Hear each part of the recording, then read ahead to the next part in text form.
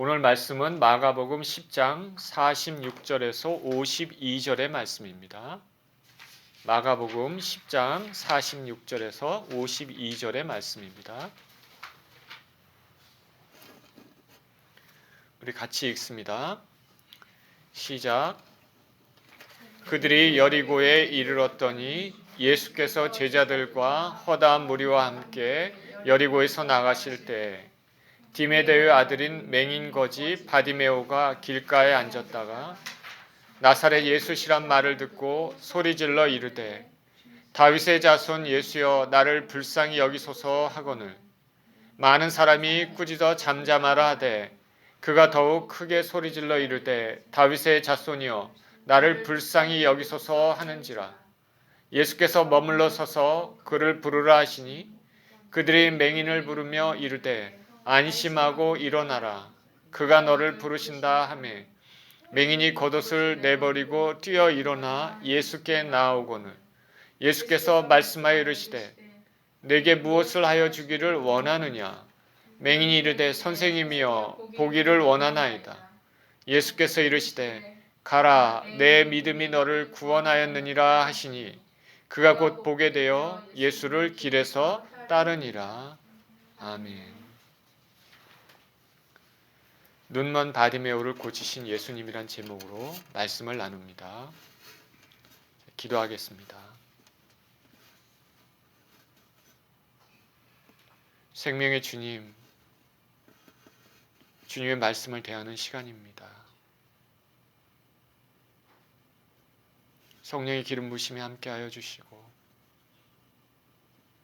그 말씀이 각자의 심령 가운데 깊이 새겨지고 열매를 맺힐 수 있도록 주님 축복하여 주옵소서. 이 시간을 통해서 주님의 뜻만 나타나게 하시고 주님께 영광이 되는 귀한 시간 되게 하여 주시옵소서. 우리 주 예수 그리스도 이름으로 기도합니다. 아멘.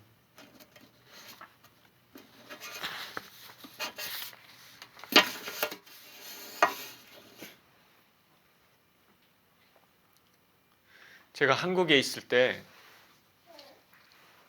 이 눈에 염증이 생겨서 고생을 한 적이 있습니다. 그때 포도막염이라고 그렇게 얘기를 들었습니다. 처음 들어본 그런 병명인데 어떤 이유로인지 눈에 실핏줄이 이렇게 뻘겋게 보이고 눈이 많이 아픕니다.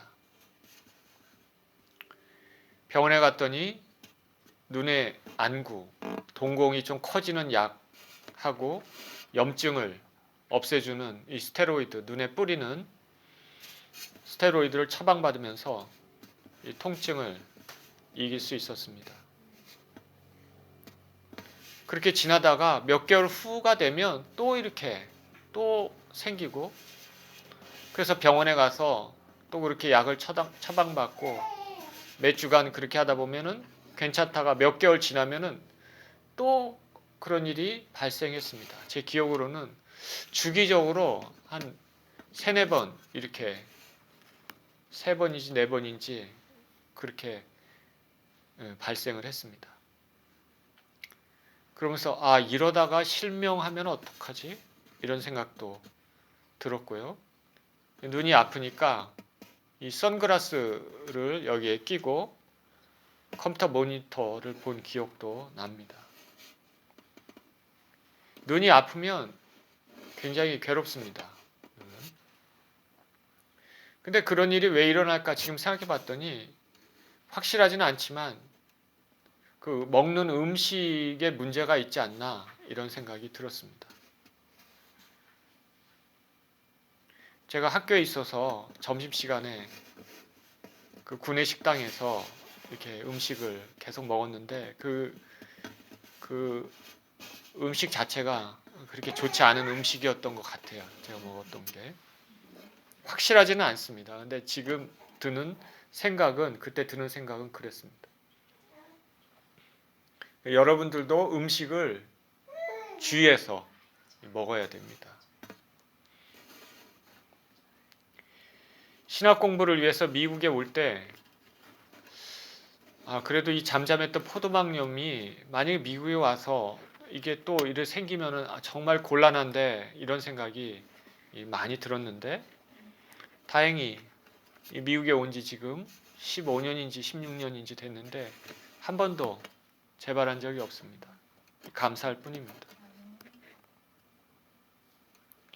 우리 몸의 여러 부분들이 다 중요합니다.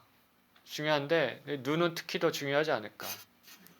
왜냐하면 눈을 통해서 세상과 이렇게 커뮤니케이션을 하기 때문입니다. 70% 우리가 지식이라든가 이런 정보의 70%를 눈을 통해서 우리가 얻는다고 합니다. 굉장히 중요하죠. 그래서 한국의 속담에는 코리안 프로버브, 한국의 속담에는 몸이 1000냥이면 눈은 900냥 그렇게 얘기를 하고 있습니다. 오늘 본문에서는 눈먼 사람입니다. 맹인으로 보지 못하고 그래서 구걸하면서 살 수밖에 없었던 어떤 한 사람의 이야기를 담고 있습니다. 그렇게 어두운 가운데 그렇게 살았던 이 사람은 예수님을 만나서 눈을 뜨게 되었습니다. 본문을 통해서 주님이 우리에게 어떤 메시지를 주시는지 살펴보도록 하겠습니다. 46절에 그들이 여리고에 이르렀더니 예수께서 제자들과 허다한 무리와 함께 여리고에서 나가실 때 디메데의 아들인 맹인거지 바디메오가 길가에 앉았다가 이렇게 얘기합니다. 예수님께서 북쪽 지방에 갈릴리 지방에서 출발을 하셨습니다.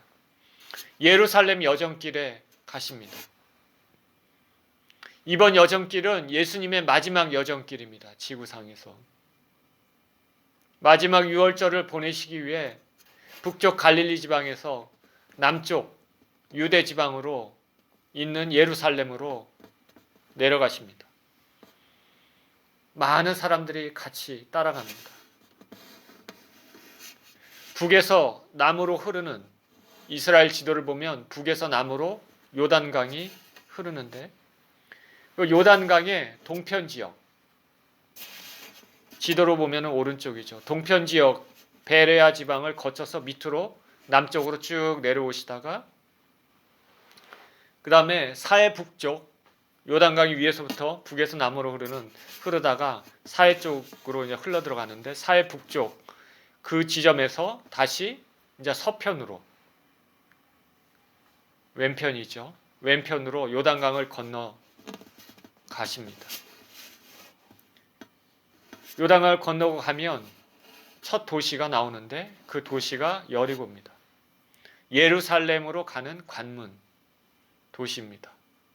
그 여리고를 거쳐서 더 서쪽으로 진행하면 예루살렘으로 가게 되는 것이죠.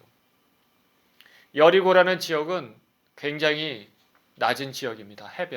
해발 밑에 2500m나 해면 2500m나 낮은 지대입니다.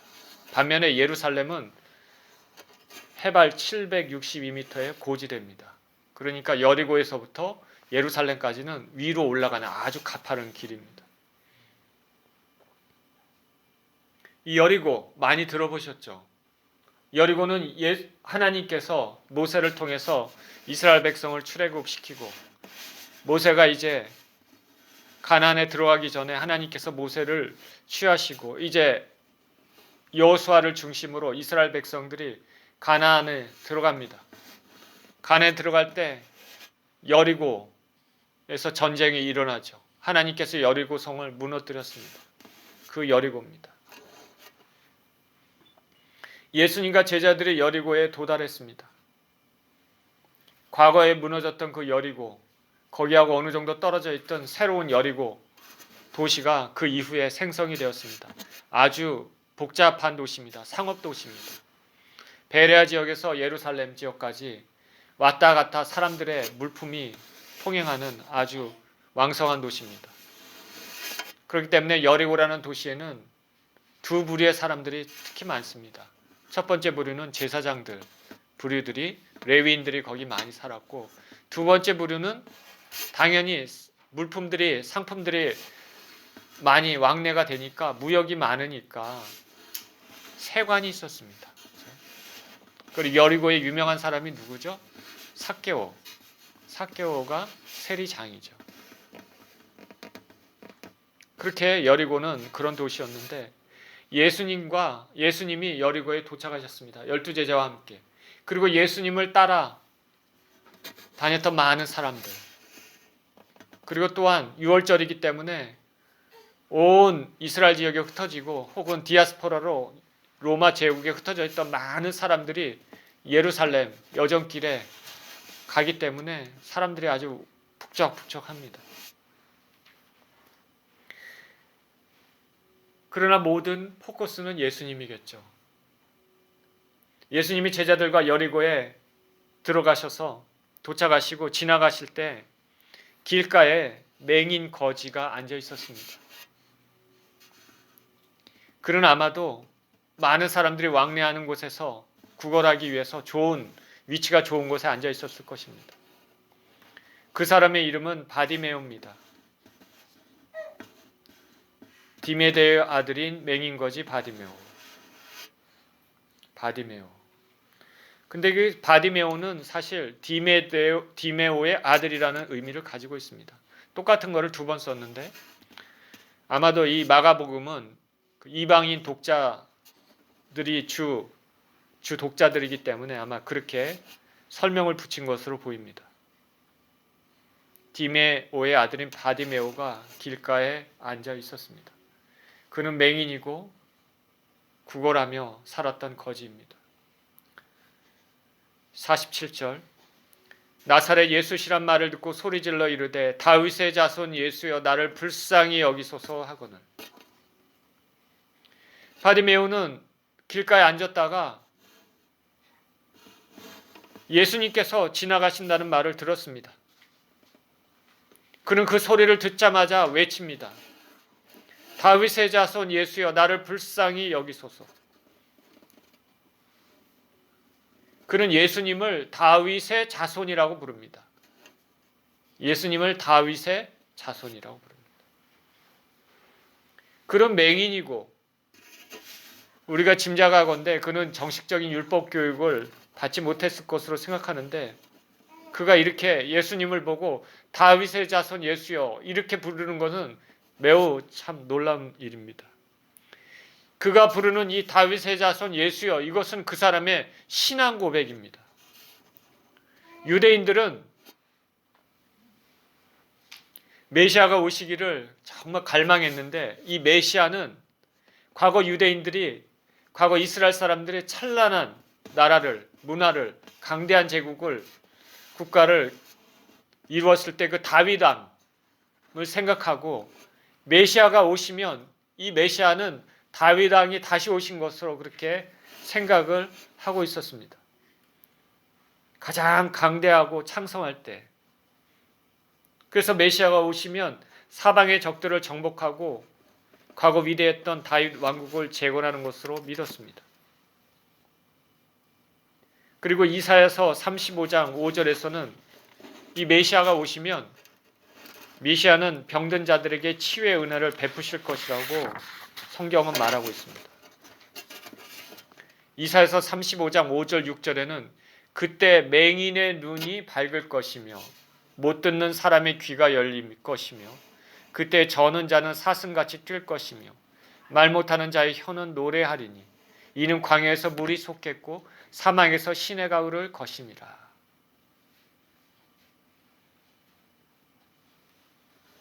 이 맹인인 바디메오는 예수님에 대해서 바른 신앙을 가지고 있었습니다.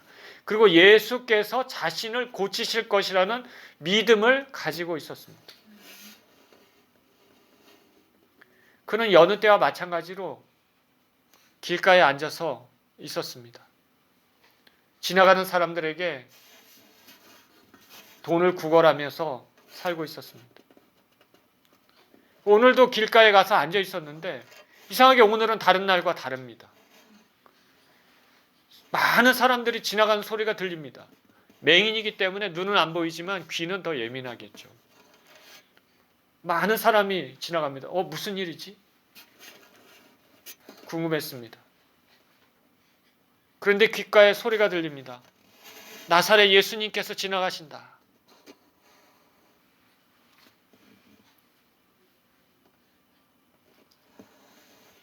그 길가에 앉았다가 귀가 정말 번쩍 뜨였습니다. 나사렛 예수님께서 지나가신다. 분명 그는 나사렛 예수님에 대해서 들었을 것입니다.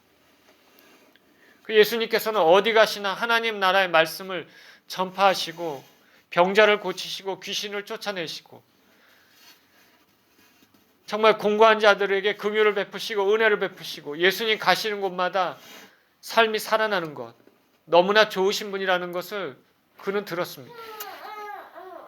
눈으로 볼 수 없지만 사람들이 지나가면서 하는 말들을 다 들어서 그는 알고 있었습니다.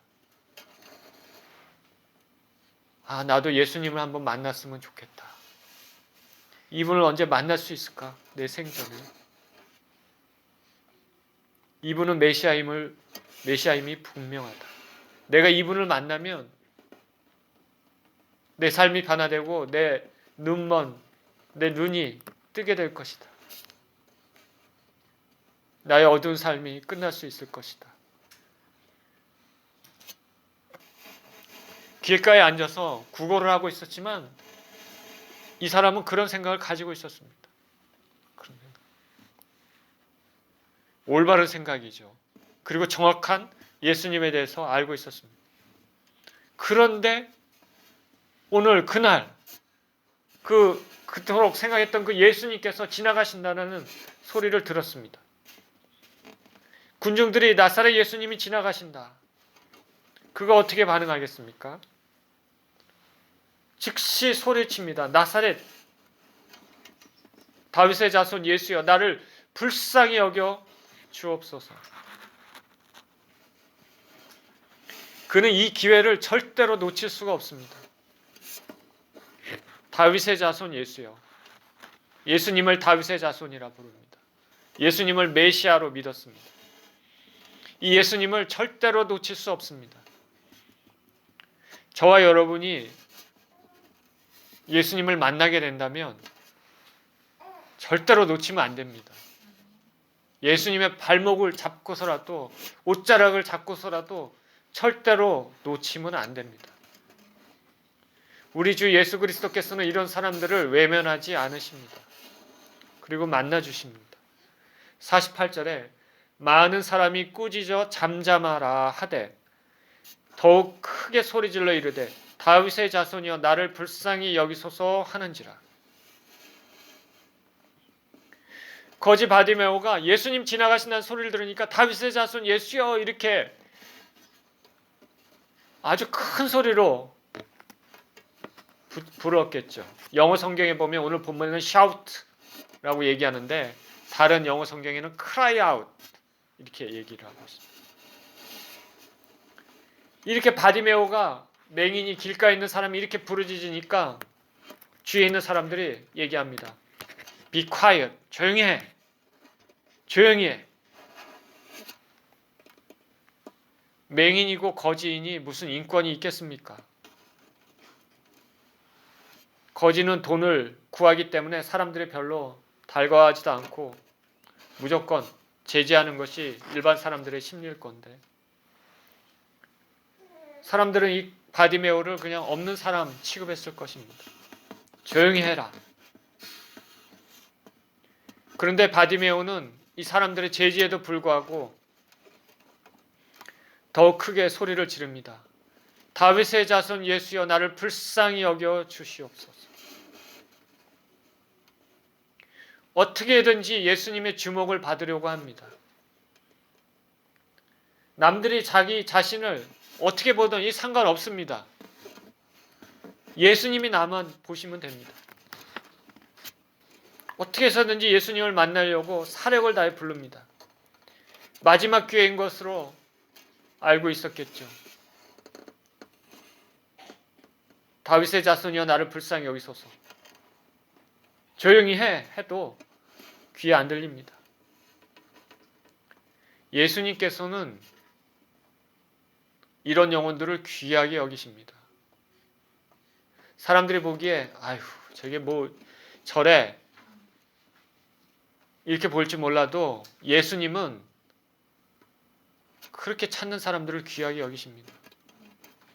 전에 어느 목사님이 시골 교회 부흥회를 집회를 하고 있는데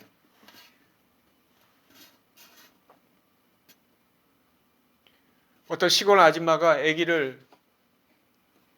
갓난 아기를 데리고 왔습니다. 포대기라고 그러죠. 포대기를 이렇게 하고 기도하는 시간이 있는데 그 아주머니가 두 번째 줄에 앉았었던 것 같아요. 바닥에 앉아 옛날 같으면 의자가 있는 것도 아니고 기도를 하는데 이 아줌마는 다른 사람 시선 상관없습니다. 그냥 죽어라고 예수님께 기도하면 하나님 앞에 입술에서 침이 막 튀겨나옵니다. 앞에 앉은 남자 머리서부터 등 뒤에까지 침이 다 튀었습니다. 아주 거품이. 앞에 목사님이 그걸 보고 혀를 찹니다. 치치치치 저게 뭐야 저게. 아휴 지저분하게. 참 교양도 없고 저게 뭐냐. 그렇게 생각했는데 하나님은 완전히 다르게 생각하십니다. 그 여자를 다른 모든 사람보다 그 안에 있는 사람 중에 가장 귀하게 여기십니다. 가장 귀하게.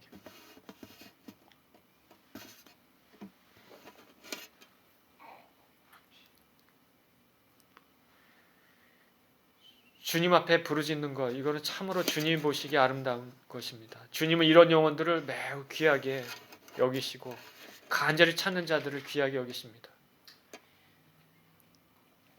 12의 혈루증으로 고생했던 여인이 어떻게든지 예수님 만나면 그냥 옷자락에 손이라도 댄다면은 자신의 병이 나을 수 있다는 간절한 믿음, 그와 같은 것입니다.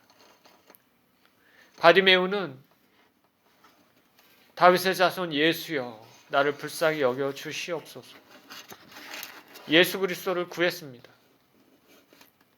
그는 거지입니다. 맹인입니다. 다윗의 자손 예수여 나에게 돈을 주십시오. 이렇게 구하지 않았습니다. 그는 다윗의 자손 예수여 나를 불쌍히 여겨 주십시오. 그는 예수님을 자체를 구했습니다. 올바른 것을 구했죠.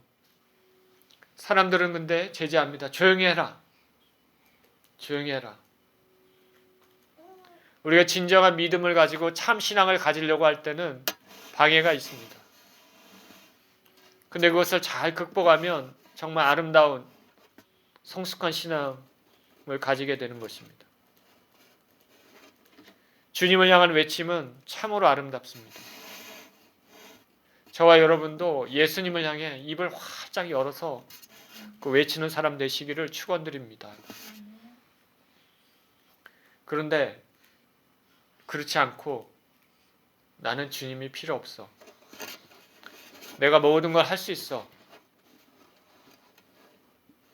이런 사람들은 구원의 길에서 멀어집니다. 캐나다에서 사역했던 김선영이라는 목사님이 계십니다. 여자 목사님인데 그분이 이런 일화를 소개했습니다. 어떤 한 부부가 있었는데 이 부부는 너무나 잘나서 웬만한 사람들은 거들떠보지 않는 그런 사람이었습니다. 목사님이 복음에 대해 얘기해도 그냥 시큰둥합니다. 자신들은 배운 것이 훨씬 많고 여러 가지 면에서 풍족하고 넉넉하고 모든 사람들은 밑에 있는 것처럼 보입니다. 그렇게 도도합니다. 복음에 대해서도 시큰둥했던 사람이었는데 근데 남자분이 병에 걸렸습니다. 병원에 가서 아무리 치료해도 낫지가 않습니다. 눈에 실핏줄에 피가 자꾸 이렇게 흥건합니다. 그래서 병원에 가서 레이저로 지졌다고 합니다. 레이저로 지지는 뭐 그런 게 있나 봐요. 모르지만은. 그랬더니 좀 괜찮았다가 좀 지나면은 또 실핏줄에 또 터져. 레이저로 또 지지고. 몇 번 반복하니까 어떻게 되겠습니까? 이런 팔도 아니고 눈인데. 눈이 엉망이 되지 않겠습니까? 이제 눈이 거의 이제 안 보입니다. 실명 위기에 있습니다. 그래서 아무리 잘난 사람도 병 걸리면 다 꼬꾸라집니다. 그래서 목사님께 찾아와서 기도를 부탁했다고 합니다. 목사님이 기도를 해주셨나 봐요. 했는데 하나님께서 이 사람의 눈이 어떤지 그 상태를 보여주셨다고 그렇게 간증을 하시더라고요. 이 목사님 손에 왕방울만한 눈이 이렇게 보이더라고 합니다. 그러면서 하나님께서 자, 이 사람 눈은 어디가 잘못됐고 어디가 문제가 됐기 때문에 이렇게 됐다. 이렇게 하나하나 말씀해 주신다고 했습니다. 참 하나님은 참 좋으신 분이죠. 그런 사람들에게도 은혜를 베푸시려고 하니까요.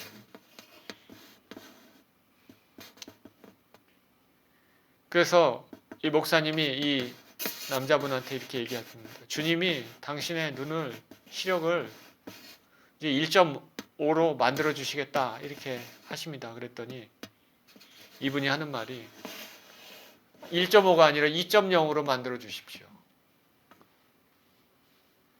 그 얘기를 듣고 성령님이 그 목사님을 통해서 너무나 슬퍼하셨다고 합니다. 너무나 슬퍼. 왜? 감사할 줄 모르는 영혼입니다. 감사할 줄 모르는. 우리는 이러면 안 되겠죠.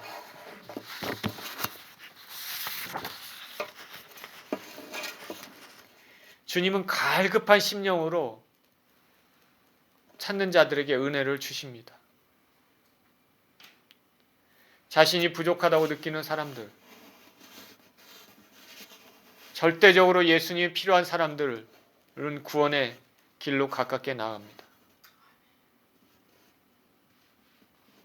자, 이런 사람들은 세상 사람들이 보기에 참 가련해 보입니다. 근데 주님이 보시기에는 그 영혼은 귀하고 아름답습니다. 주님은 자신에게 오는 이런 사람들을 꾸짖지 아니하시고 치료하시기를 원하십니다. 참으로 좋으신 하나님이십니다. 마가복음 10장에는 사람들이 어린아이들을 데리고 예수님께 오는 장면이 있습니다. 예수님이 만져주셨으면 하고 바라는 것이죠. 근데 그때 예수님의 제자들이 꾸짖습니다. 왜 어린아이들을 데리고 오느냐? 가까이 오지 못하게 하는 것이죠. 예수님께서 이 모습을 보시고 분개하셨다.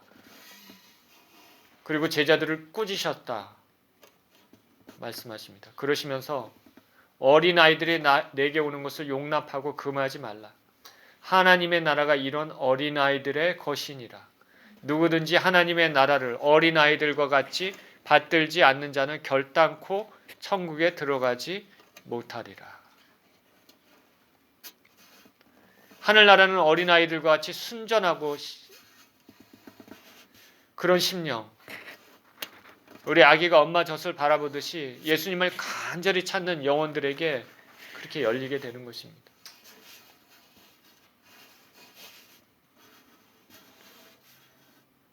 여러분들은 간절한 심령으로, 순전한 심령으로 주님을 찾으십니까? 오늘 본문의 바디메오는 간절한 심령으로 예수님을 찾았습니다. 사람들이 제질해도 아랑곳하지 않고 주님 불렀습니다. 자신의 눈이 뜰 수 있는 일생일회 기회입니다. 절대로 주님을 놓칠 수 없습니다. 사람들이 방해해도 그를 막을 수 없습니다. 조용히 해 얘기해도 귀에 안 들립니다. 다윗의 자손 예수여 나를 불쌍히 여기 주시옵소서. 주님을 향한 간절한 외침, 그리고 올바른 신앙 고백, 다윗의 자손 예수. 49절 예수께서 머물러 서서 그를 부르라 하시니 그들이 그 맹인을 부르며 이르되 안심하고 일어나라 그가 너를 부르신다 하매 맹인이 겉옷을 내버리고 뛰어 일어나 예수께 나아오거늘. 예수님께서는 바디메오의 외침을 들으시고 발걸음을 멈추셨습니다. 그리고 그를 부르라 말씀하십니다. 그래서 잠잠하라 조용히 해 했던 사람들은 이제 바디메오를 부르고 선생님이 너를 부르신다. 예수님이 너를 부르신다. 안심해라. 예수님은 간절한 자의 외침을 외면하지 않으십니다. 예수님이 멈추셔서 우리를 주목하실 때까지 우리는 기도로 나아가야 됩니다. 저는 저와 여러분의 기도가 주님의 주목을 받기를 축원드립니다. 맹인 바디메오는 예수님이 부르신다 할 때 그 말을 듣고 즉시 겉옷을 내버리고 뛰어 일어나서 예수님께 나옵니다. 그는 겉옷을 내버렸다 얘기합니다. 거지 바디메오가 걸쳐 입었던 그 겉옷, 그것은 그에게는 매우 귀중한 것입니다. 고대에는 옷이 참으로 귀했습니다. 중요한 재산입니다. 바디메오 입장에서는 저녁에 잠을 잘 때 담요로 쓸 수도 있고 낮에는 뜨거운 햇빛을 막아줄 수 있는 없어서는 안 된 어떻게 보면 자기에게 유일한 재산일 수도 있습니다.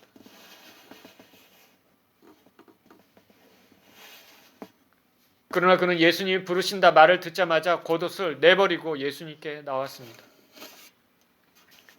이 겉옷은 자신에게 너무나 중요하지만은 예수님의 가치에 비해서는 아무것도 아님을 알고 있기에 그게 중요하지 않습니다. 겉옷을 내버리고 예수님 앞에 나왔습니다.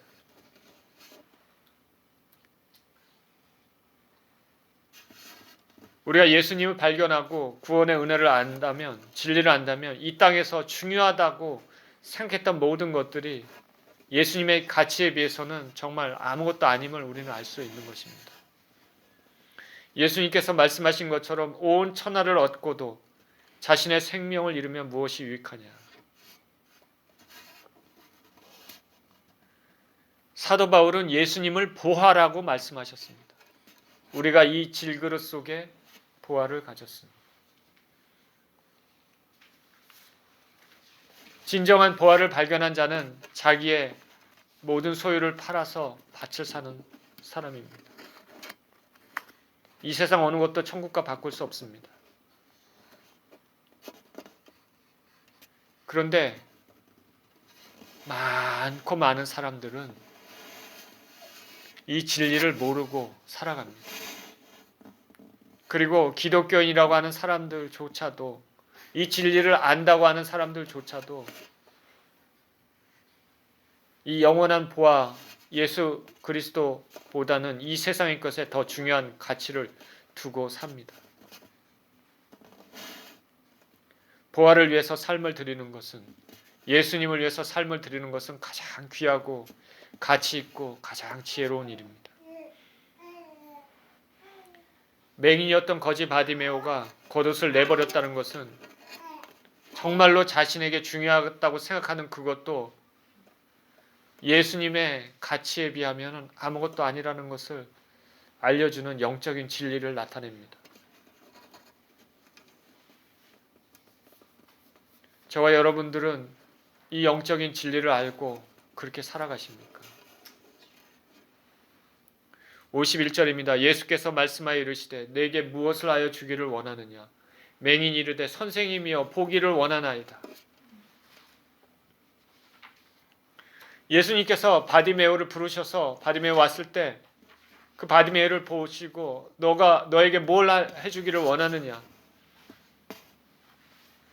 예수님께서는 이적을 행하시기 전에 이런 질문을 자주 하시죠. 만약 여러분이 예수님을 만나면, 예수님이 여러분에게 만남의 기회를 주신다면 여러분은 무엇을 구하시겠습니까? 솔로몬이 일천벌제를 들리고 하나님을 만났을 때 무엇 해주기를 원하느냐? 그때 솔로몬은 부귀와 영광을 구하지 않았고 백성들을 다스릴 수 있는 지혜를 구했습니다. 그랬더니 하나님께서 그 지혜 플러스 부귀와 영광을 솔로몬에게 주었습니다.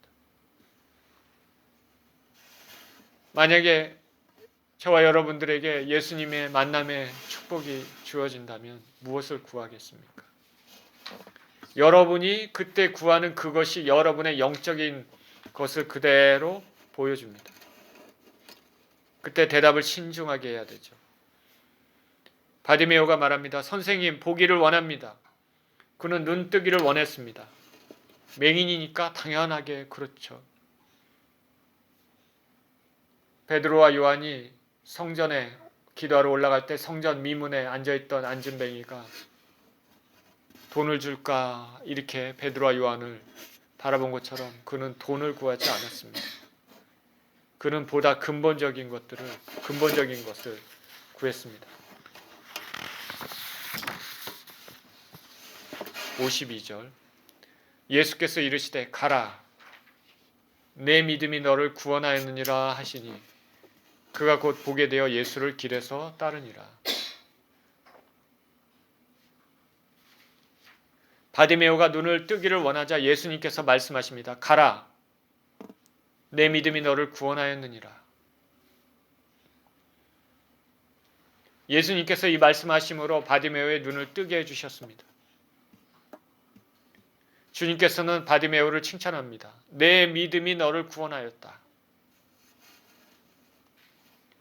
주님을 찾고 갈망하고 구할 때 주께서 응답해 주신다라는 그 믿음이 주님 보시기에 참으로 귀한 것임을 다시 한번 말씀하십니다. 바디메오는 눈을 떴습니다. 온 세상을 다 얻은 것 같은 것입니다. 눈먼 자가 눈을 떴으니 그 인생이 어떻게 되겠습니까? 그는 눈을 뜨자마자 예수님을 쫓습니다. 예수님을 통해서 구원받은 사람들은 예수님의 뒤를 쫓아가야 되는 삶을 살아가야 하는 의무가 있는 것입니다. 오늘 저는 이 바디메오의 눈뜬 그것을 통해 우리의 영적인 눈에 대해서 생각해 봅니다.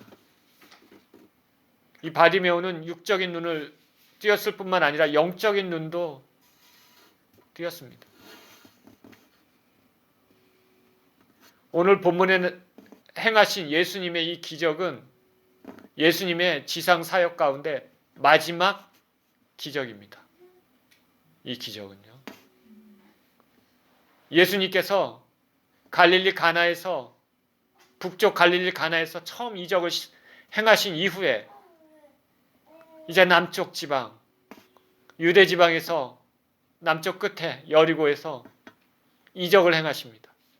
마지막까지 한 영혼을 살리십니다. 물론 이 기적 이후에 무화과 나무가 마른 그런 이적도 있습니다. 그러나 그거는 어떻게 보면 부정적인 이적이죠. 심판의 이적이에요. 그러나 영혼을 살리는 이적은 이 마지막 예수님의 지상 사역 가운데 여기 이 바디메오입니다. 거지였던 맹인 바디메오 한 영혼이 천국 백성이 되는 순간입니다. 바디메오는 육적인 눈뿐만 아니라 영적인 눈도 뜨고 평생 주님을 따르며 살았을 것입니다. 오늘의 이 사건은 예수님을 따르는 제자들에게도 교훈을 줍니다. 예수님을 제대로 알지 못하는 유대인들의 무지함을 알려줍니다. 그 당시 유대인들은 많은 유대인들이 있었지만 예수님을 제대로 알지도 못했고 예수님께 제대로 구하지도 않았습니다. 육적인 눈은 띄어 있지만 영적인 눈은 감겨 있었습니다. 소경입니다. 그런데 바디모는 예수님이 누구신지 정확히 알았고 그리고 자기가 무엇을 구해야 될지도 알았습니다. 육적인 눈도 띄어지고 영적인 눈도 띄어져서 구원의 길에 들어서게 되었습니다. 지금 예배드리는 저와 여러분들은 모두 육적인 눈은 띄어져 있습니다. 눈이 안 보이는 사람이 있습니까? 여기에 다 보죠. 저는 저와 여러분들도 영적인 진정한 눈이 밝게 띄어지기를 축원드립니다. 우리가 육신의 눈은 물질적인 것, 육체적인 것만 보지만은 영적인 눈은 영적인 것을 보고 보이지 않는 실체를 보는 것입니다. 육신의 눈은 순간적인 것을 보지만 없어질 것을 보지만 영의 눈은 없어지지 않을 것, 영원한 것을 봅니다. 영의 눈이 띄어진 사람들은 이 세상의 삶이 전부가 아니라는 것을 압니다. 이 세상 너머에 더 큰 세상이 있고 그 세상이 영원하다는 것을 아는 것입니다. 영의 눈이 띈 사람은 천지 만물을 지으시고 그 안에 보이는 것과 보이지 않는 것을 만드신 하나님이 있다는 것을 아는 사람입니다.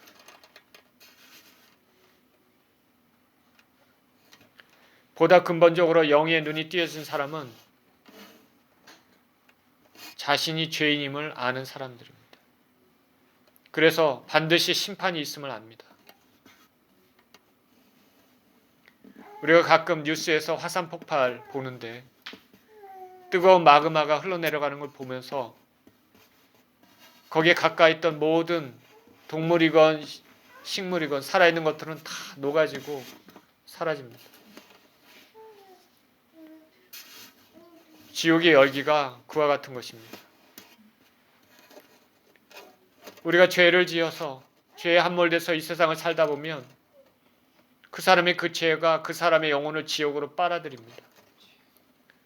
무섭고 끔찍한 일이고 한번 들어가면은 영영 나올 수 없습니다. 우리가 영의 눈이 띈 사람은 반드시 심판이 있다는 것을 아는 사람들입니다. 그래서 영의 눈이 띈 사람들은 예수 그리스도의 십자가의 은혜가 얼마나 소중하고 귀중한지, 예수님께서 십자가에 열리신 그 보혈로 인하여 내가 살 수 있다는 것이 얼마나 감사한 것인지, 예수 그리스도의 죽음이 얼마나 중요한 것인지 아는 것입니다. 감사하는 것입니다. 오직 예수님의 그 은혜만이 나를 살릴 수 있다는 것을 아는 것이죠.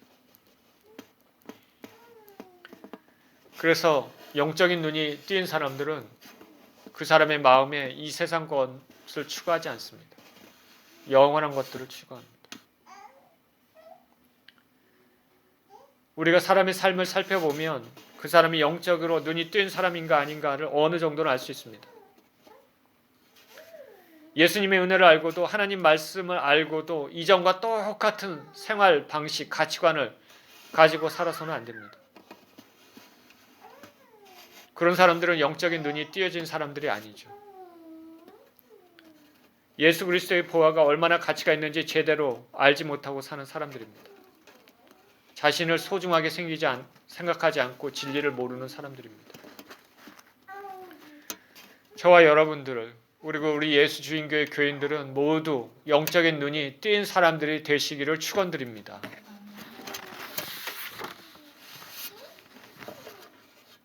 오늘 본문은 맹인으로서 사람들에게 구걸하며 살았던 한 인생이 예수님을 만나 육신의 눈이 띄고 영적인 눈도 띄는 사건을 보았습니다.